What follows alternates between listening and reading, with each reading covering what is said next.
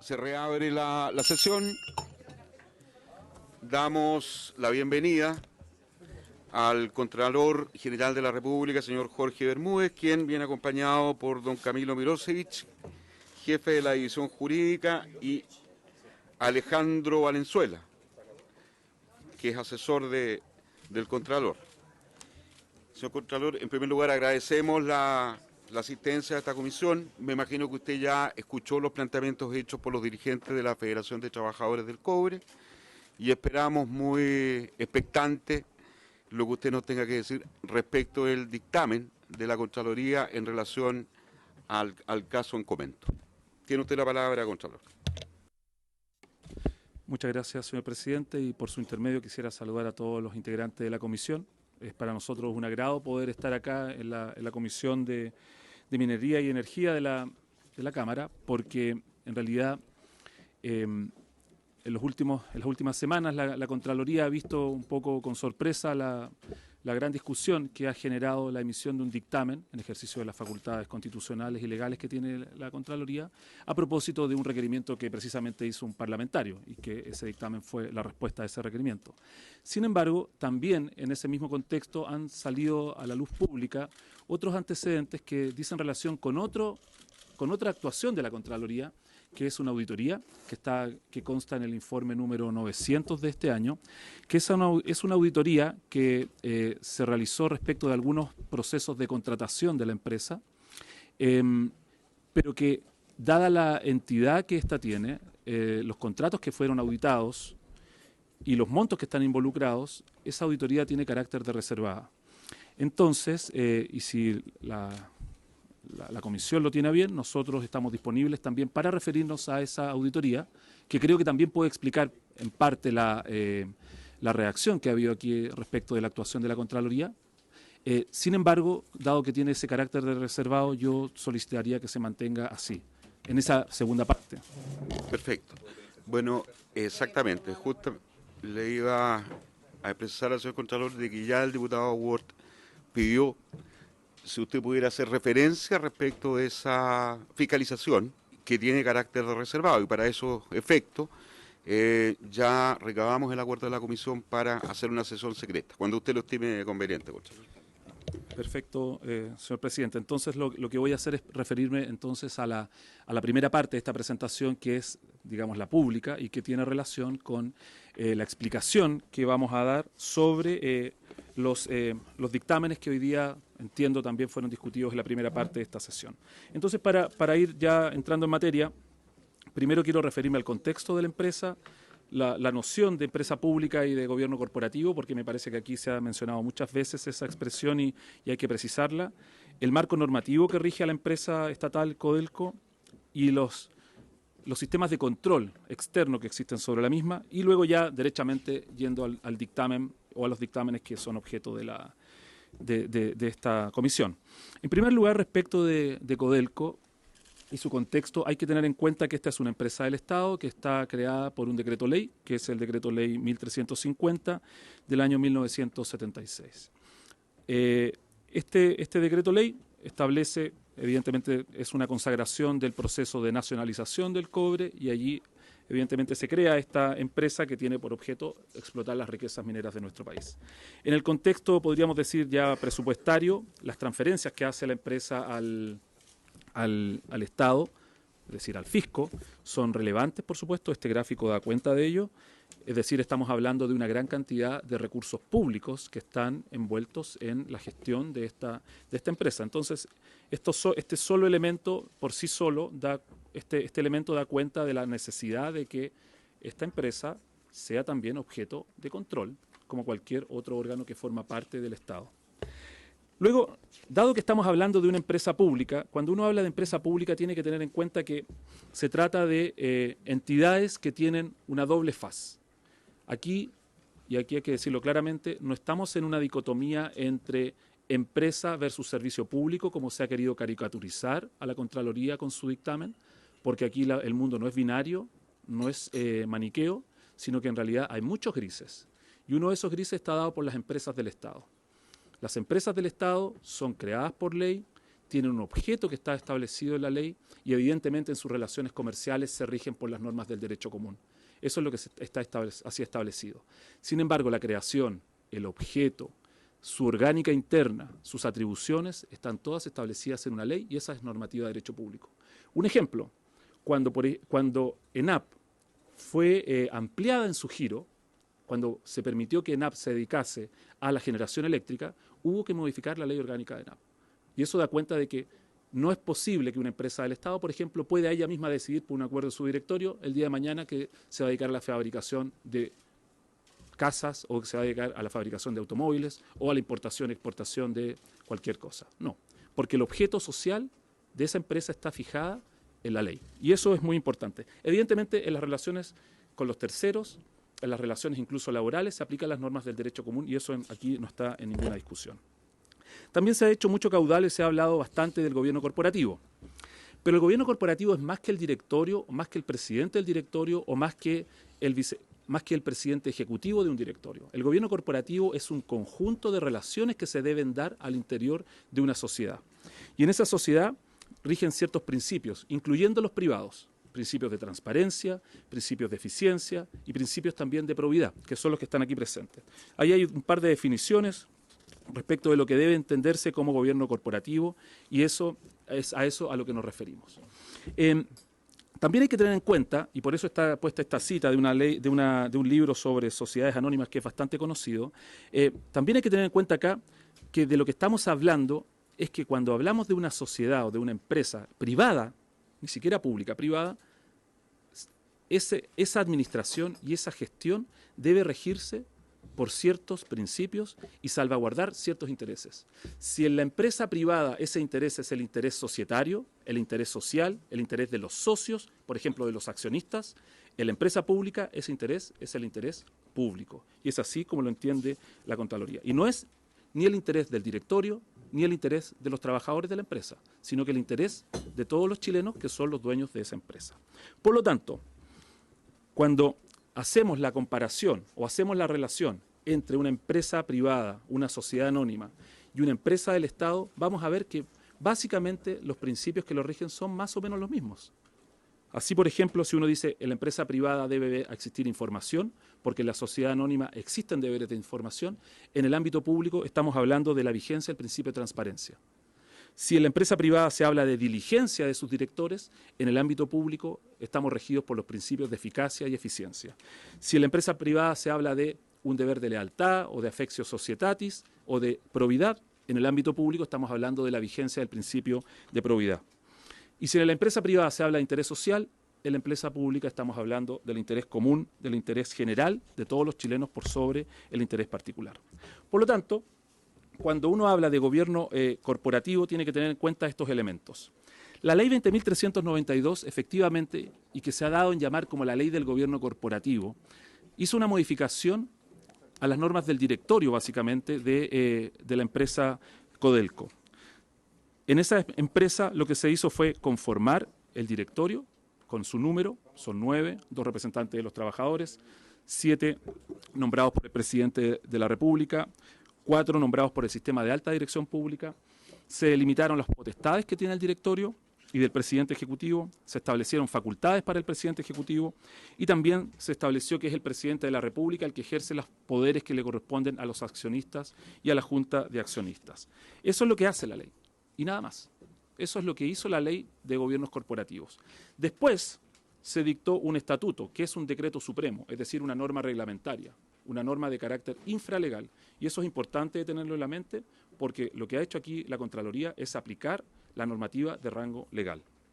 ¿Cuál es el marco normativo de Codelco? El que aparece ahí, básicamente, está dado por la Constitución que está conformada, entre otros, por el artículo 8º, donde está el principio de probidad, el 19, número 21, que establece la existencia o la posibilidad de que haya un Estado empresario. Las normas del título primero de la Ley de Bases Generales de la Administración del Estado, toda vez que este es un título genérico para todo el sector público, para todo aquel, y ahí está la definición de Administración del Estado, y se incorpora a las empresas públicas, y el título tercero, que son las normas de probidad, que evidentemente son aplicación de las normas que están de la norma que está en el artículo 8º. La norma que nacionaliza el cobre, el decreto ley propiamente tal, el 1350, que es el que crea la Codelco, luego el estatuto que había mencionado y otras disposiciones. Y entre ellas, cito el artículo en el número 8, cito el artículo 4 de la Ley de Compras Públicas en sus artículos 7, 8 y 9, porque esas son las disposiciones que aquí se aplican a esta empresa, aunque no sea objeto del dictamen, aunque más adelante me voy a tener que referir a él. Entonces tenemos el 19, número 21, tenemos que la empresa forma parte de la administración del Estado porque está así establecido en una ley orgánica constitucional. Dice el artículo 1 de la 18.575, la administración del Estado estará constituida por las empresas públicas creadas por ley. ¿Cuál es esa ley? La que aparece en el decreto ley 1350, créase con la denominación de Codelco, una empresa del Estado, es decir, está clara, esta norma está vigente y así se reconoce también en el decreto supremo donde están los estatutos de Codelco. Y además, son manifestación de este carácter de empresa del Estado el hecho de que se nombren 7 directores por el presidente de la República y además que el presidente tiene, o la presidenta en este caso, tiene atribuciones que ejerce directamente o a través de los ministros de Hacienda y Minería. Por lo tanto, tenemos acá una normativa que es la normativa que se aplica, que está establecida, por ejemplo, entre otros, en el artículo en el decreto ley 1350, y dice que Codelco se rige por las normas de esta presente ley, de sus estatutos y en lo no previsto en ellas, y en cuanto fuere compatible y no se oponga con lo dispuesto en dichas normas, por las normas que rigen las sociedades anónimas.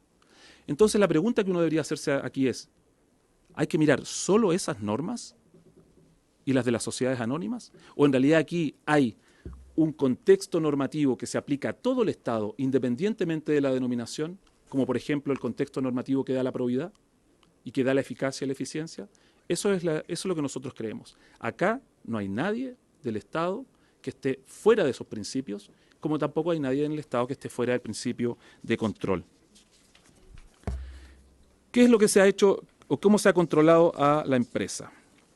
Lo primero es que el control externo no solo está radicado en la Contraloría General, sino que en primerísimo lugar hay un control que también se ejerce por la Cámara de Diputados. Como ustedes conocen, señor presidente, el artículo 52 de la Constitución, en el número 1, dice que le corresponde de manera exclusiva a la Cámara de Diputados fiscalizar los actos de gobierno. Entonces, esta expresión, que parece ser un poco arcaica, en realidad da cuenta de la fiscalización que se puede ejercer respecto de todo el sector público. Esa fiscalización del sector público también recae sobre las empresas del Estado y el artículo 9A de la Ley Orgánica Constitucional del Congreso así lo señala. El Congreso Nacional, la Cámara de Diputados puede controlar a las empresas públicas creadas por ley y para eso deberán proporcionar los informes y antecedentes específicos que les sean solicitados por las comisiones de las cámaras o por los parlamentarios debidamente individualizados en la sesión de sala o de comisión. O sea, hay un deber de sujeción al control que ejerce la Cámara.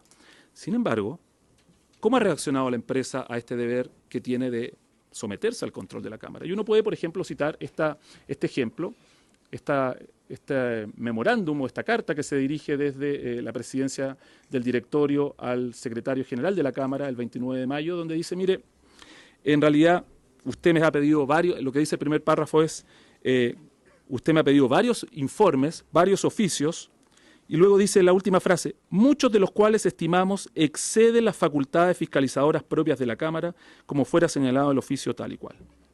Esa es la respuesta que obtiene. Y luego dice, no obstante discrepar de la interpretación que los honorables diputados han hecho a lo dispuesto en el artículo 9A de la Ley Orgánica del Congreso, le vamos a entregar igual la información. Entonces pareciera ser que no estamos muy contentos con el control. Luego lo que hace la Contraloría General de la República. La segunda vía de control externo está dada por la Contraloría General. El artículo 98 es la norma que sirve de marco en este punto. El control es un principio, es un pilar del Estado de Derecho y la Contraloría, como dice el artículo 98, le corresponde ejercer el control de la legalidad de los actos de la administración.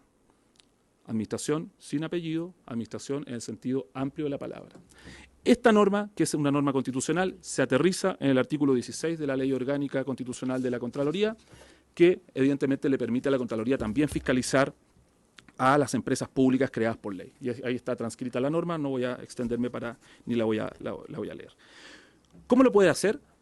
A través de la facultad dictaminadora, que es lo que ejerció, pero también lo puede hacer a través de las auditorías. Así, por ejemplo, el artículo 21A dice que la Contraloría efectuará auditorías con el objeto de velar por el cumplimiento de las normas jurídicas el resguardo del patrimonio público y la probidad administrativa. Ese es el objeto de la fiscalización que realiza la Contraloría. Frente al ejercicio de esta facultad por parte de la Contraloría, Codelco, ¿qué nos dijo en su reconsideración? Que fue respondida la semana pasada, nos dijo: resulta improcedente que Contraloría lleve a cabo actividades de control como aquellas que en la especie ha efectuado respecto de mi representada. Entonces, a mí me parece que más que molestar el dictamen, más que molestar, y esta es una opinión evidentemente personal, pero con estos ejemplos creo que uno puede llegar a esta conclusión, más que molestar el dictamen en particular, lo que molesta es el control. ¿De qué manera ejerce su control cuando estamos hablando de auditoría por parte de la Contraloría General de la República? La Contraloría, para controlar a Codelco, existe un organismo especializado que se denomina Cochilco, la Comisión Chilena del Cobre, y ellos deben ejercer un control permanente y de carácter directo. ¿Cómo entra aquí la Contraloría? Entra de dos maneras, de una manera directa o de una manera indirecta. De manera indirecta lo hace a través del propio Cochilco. Por lo tanto, cuando requiere de información de la empresa, lo que debe hacer la Contraloría es requerírsela a Cochilco para que sea Cochilco quien se la solicite a la empresa. Eso fue lo que ocurrió a propósito de este dictamen. La Contraloría no se dirigió directamente a la empresa, sino que utilizó el cauce regular, que es solicitárselo primero a Cochilco para que éste ejerciera sus facultades. Luego voy a ir en detalle a ese punto.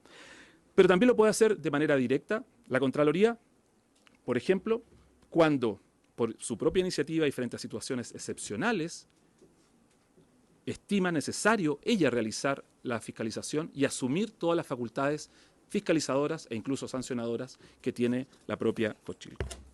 Entonces, esa es la fiscalización que podríamos decir que es directa. Vamos a pasar esta porque se refiere a lo que ya acabo de decir. La fiscalización directa e indirecta. Entonces, tenemos estas dos vías. Cochilco o Contraloría a través de Cochilco, o Contraloría directamente frente a situaciones excepcionales que ella ha definido, o frente al requerimiento que le puede hacer incluso directamente el presidente de la República. Yendo a los dictámenes ahora, el dictamen 15.759 y luego el que rechaza la reconsideración, que es el 18.850. Este dictamen, el primero de ellos, se refiere o da respuesta a una presentación que en noviembre de 2015 hizo el senador Pedro Araya. En él nos consultaba sobre los pagos que se habían recibido por un director, las cantidades recibidas y cuál había sido su situación de egreso. Y luego nos preguntaba si existían otras personas que estaban en una situación similar o que podrían haber accedido a este beneficio. Nosotros ese mismo mes le solicitamos información a Cochilco en el año 2015. Cochilco en enero nos responde parcialmente esta solicitud, por lo que hubo que volver a requerir de la información. Y ese es uno de los problemas de la fiscalización indirecta, en que cuando uno tiene que preguntar a través de otro, normalmente se hace un poco más engorroso. La respuesta la tuvimos en junio del 2016 en un CD en que efectivamente venía la información para poder evacuar el dictamen. Y este dictamen es expedido el 2 de mayo del año 2017. El 12 de mayo se presentó una solicitud de reconsideración por parte de la empresa, a la que aludí antes, y esto fue expedido o respondido, rechazándose la reconsideración, el día 24 de mayo recién pasado. ¿Cuáles son los hechos de este caso? Que en realidad es un caso puntual. En primer lugar, estamos hablando de un exdirector de la empresa, el señor Augusto González Aguirre, quien había prestado funciones en Codelco como supervisor rol A desde el año 83 hasta el año 2015. Y también este mismo supervisor se había desempeñado como director de la empresa desde el agosto del 2012 hasta mayo del 2015. En agosto de 2015 renunció voluntariamente, se acogió a un plan de egreso o retiro voluntario y obtuvo algunos pagos que son los que aquí se detallan. Por indemnización por años de servicio recibió 209 millones y fracción. Como beneficio por acogerse al plan de retiro voluntario recibió 136 millones y fracción. Por bono de antigüedad recibió 114 millones y fracción. Y por vacaciones pendientes recibió 50 millones y fracción. En total recibió 511 millones de pesos. Entonces, ¿qué es lo que dice el dictamen? ¿Qué es lo que dice el dictamen? El dictamen en realidad, y aquí hay que tenerlo muy en cuenta, discurre sobre la validez de la aplicación del Código del Trabajo y la validez de los convenios colectivos que ha suscrito la empresa. Porque si no hubiese partido diciendo que eso no era válido. Discurre sobre esa base. Los convenios colectivos son válidos. Y eso es lo primero que señala el dictamen. Por lo tanto, los desembolsos que aquí se han señalado están efectuados al amparo de esos convenios colectivos. En segundo lugar, se refiere al pago por la acumulación de feriados. Respecto del pago por acumulación de feriados, el dictamen no cuestiona que se haya pagado el feriado, porque en realidad es lo que correspondía en aplicación del Código del Trabajo. Lo que no permite el Código del Trabajo es que se acumulen más de 2 periodos consecutivos. Pero si se acumulan, deben pagarse. Lo que señala el dictamen es que esto debió haber estado reconocido en el convenio colectivo también. Lo que ocurre es que el Código del Trabajo, cuando se produce esta acumulación, establece una sanción para la empresa que permite la acumulación. Y eso aquí no ha ocurrido. También el dictamen observa que hubo una doble cobertura, y esto es efectivo, porque como acabo de leer, se pagó la indemnización por años de servicio y además se pagó el beneficio por el plan de retiro voluntario. Y este punto es muy importante, porque el dictamen no dice que esto sea ilegal, no dice que sea ilegal. Lo que dice es lo siguiente, y si me permite, señor presidente, lo voy a leer, porque dice: en lo referido a los procesos de desvinculaciones al interior de esa empresa estudiados, cabe hacer presente que este ente contralor advierte que se ha establecido una doble cobertura ante la contingencia del término de la relación laboral. Es decir, hasta ahí es una constatación de un hecho. Hay una doble cobertura y eso es así. Se paga 2 veces los años de servicio. Lo que hace necesaria la revisión de la sujeción, en esa instancia, a los principios de eficiencia, eficacia y probidad. Es decir, lo que está diciendo aquí es: cuando se vaya a pactar esta doble cobertura que está bien, tenga por lo menos a la vista 3 principios que a usted también se le aplican: eficiencia, eficacia y probidad. Interés público por sobre el privado. Entonces, establece el dictamen que a Codelco, dado que es una empresa pública que forma parte de la administración, se le aplican también estos 3 principios. ¿Cuál es la consecuencia de esto? La consecuencia, con lo que concluye el dictamen, es diciendo: mire, usted puede negociar colectivamente, usted puede suscribir convenios colectivos, usted puede tener sistemas de incentivo al retiro, pero aplique estos 3 principios. No tiene libertad absoluta para pactar cualquier cosa. No puede ser. Debe tener a la vista estos 3 principios. Y eso es todo lo que dice el dictamen. Entonces conviene aquí hacerse una pregunta, y es, en realidad, ¿qué es lo que nos dice el dictamen? Porque aquí, desgraciadamente, en este casi mes que hemos tenido de bombardeo mediático, son más de 1000 páginas que nuestro periodista recolectó de información de prensa, intervención en radios o en televisión por parte de los directivos de la empresa, y la Contraloría no ha dicho nada. Entonces, nosotros nos hemos dado cuenta que aquí se ha hecho una caricatura de la función de la Contraloría y se ha tratado de contraponer el rol de una empresa del Estado con el rol que tiene un servicio público. En primer lugar, como si servicio público fuese algo negativo, o como si servicio público fuera igual a gestión deficiente, cosa de la cual yo discrepo y que incluso hasta me parece insultante. Entonces, aquí se cuestiona o se pone el contrapunto entre negociación colectiva y estatuto administrativo. En ninguna parte del dictamen se hace mención alguna ni referencia al estatuto administrativo, pero yo creo que con lo que estoy diciendo acá, y si uno lee el dictamen, queda más que claro que lo que está vigente es la negociación colectiva y no el estatuto administrativo. Eso es simplemente comprensión lectora. En segundo lugar, no sé por qué, porque no es objeto del dictamen, se plantea una dicotomía entre regirse por la ley de compras públicas o la ley de sociedades anónimas. En la segunda parte de esta sesión, si le parece al señor presidente y a la comisión, yo voy a exponer cuáles son las normas de compras públicas que se aplican acá, que son solo 3 incisos de un artículo que se aplican no solo a la administración del Estado, sino que al Congreso Nacional y al Poder Judicial también. Por lo tanto, no entiendo por qué deberían estar excluidos. Por lo tanto, esa dicotomía es falsa. Y en tercer lugar, se hace un contrapunto entre la gestión de una empresa pública versus la gestión de un servicio público. En realidad, a mí me parece que aquí el contrapunto es entre el principio de probidad y el control versus una gestión absolutamente autárquica, que es la que se quiere hacer de esta empresa. Y a mí eso no me parece. Entonces, a mí me parece que el problema que se ha planteado acá es un problema artificial. Entonces, cuando se cuestiona el marco normativo, esta es una presentación que se utilizó por el propio presidente del directorio. En la primera parte yo estoy de acuerdo. Si el directorio es el gobierno corporativo, en ese punto no hay ningún problema. Pero aquí se hace de nuevo una serie de aseveraciones que no son reales. En materia laboral, negociación colectiva versus estatuto administrativo, ya habíamos dicho que el dictamen reconoce la legalidad y discurre sobre la legalidad de negociar colectivamente y de la aplicación del Código del Trabajo. Y si me permite el paréntesis, señor presidente, yo en otros foros he dicho, a mí me parece que la negociación colectiva, dado que es una realidad en los hechos, debería ser algo vigente para toda la administración del Estado. Pero bueno, esa es materia de otra discusión. En materia comercial, ellos dicen que se va a aplicar la ley de compras públicas y nosotros no estamos diciendo eso.